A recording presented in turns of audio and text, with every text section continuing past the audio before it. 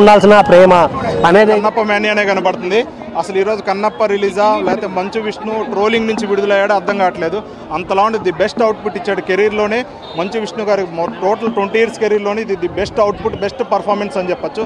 Last 20 minutes తన acting చూస్తే ఎవరైనా సరే ఫిదా అవ్వాల్సిందే. మన సినిమా వచ్చేసి ఒక నాస్తికుడిగా ఉండే ఒక హీరో చివరికి శివుడు భక్త కన్నప్పగా ఎలా మారాడు అనేది సినిమా మొత్తం చూపించారు. మంచి సోషల్ మెసేజ్ కూడా సినిమాలో చూపించడం జరిగింది.